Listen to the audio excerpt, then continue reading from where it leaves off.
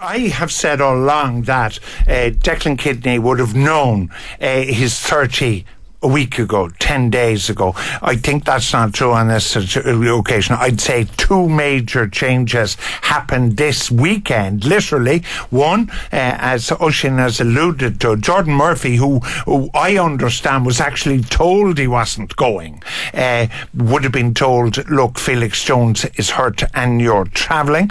The alternative for Kidney would have been to say, take Luke Fitzgerald as a utility man to cover fullback and travel with just one fullback.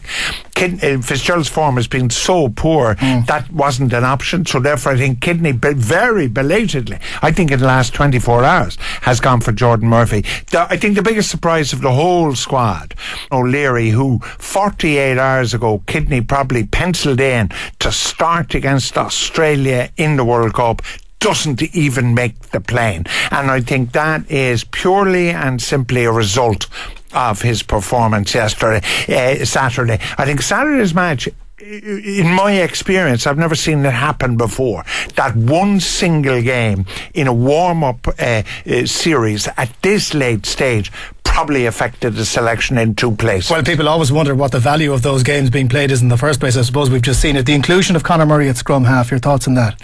I'm thrilled. I am absolutely thrilled, because I think Conor Murray will be the first choice in the Six Nations come February. Just the other ones that people will be worrying about, because all the usual suspects are obviously travelling.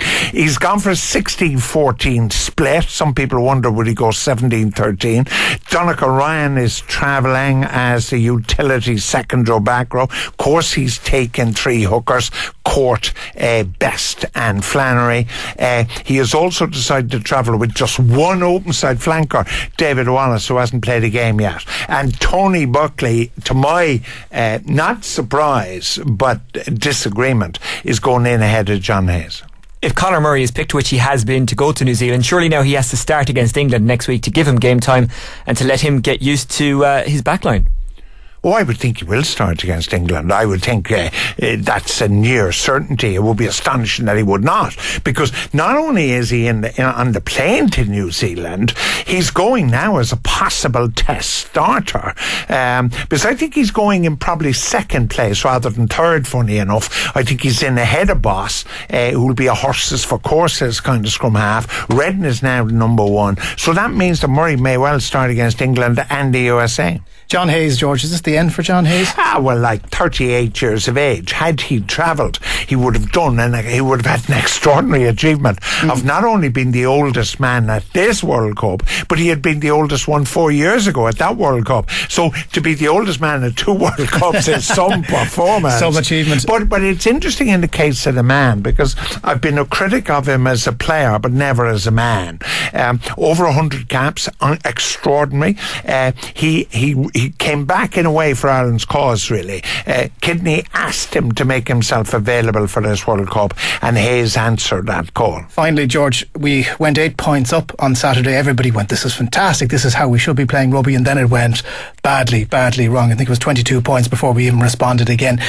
Based on that performance and based on the squad that we know now, is it worth our while even going to New Zealand? No, I actually think this squad raises the Hook Happiness Index about 3 or 4 points, because what it shows, the real worry was, and what Saturday demonstrated, was the innate conservatism of Kidney. What we're seeing is a possibility against Australia of a Jordan Murphy who would give us a whole new attacking from the back, with a young Turk at Murray at scrum half. I want David Wallace to be fit.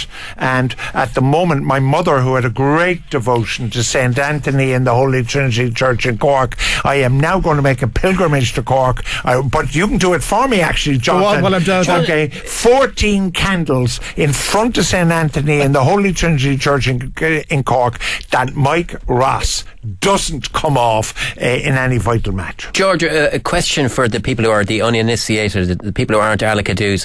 What does Ireland have to do? They've one hard game, very hard game against Australia, but what do they have to do in the other games in order to get past the first stage? Well, you have to assume they're going to meet the minnows of the USA and Russia. Although, you remember 4 years ago, a former Russian Soviet satellite, Georgia, put us to the pin of our collar. Yeah, I wouldn't right. like to think, I presume the masters are better than the pupils, so So therefore Russia could trouble us. But realistically, my bet at this stage, Damien, if you fancy popping around the corner to your bookie, would be we lose to Australia, and on the 2nd of October in Dunedin, every known part of my body will be crossed that we can beat Italy and therefore meet South Africa, who did really well against New Zealand at the weekend and are coming good at just the right time.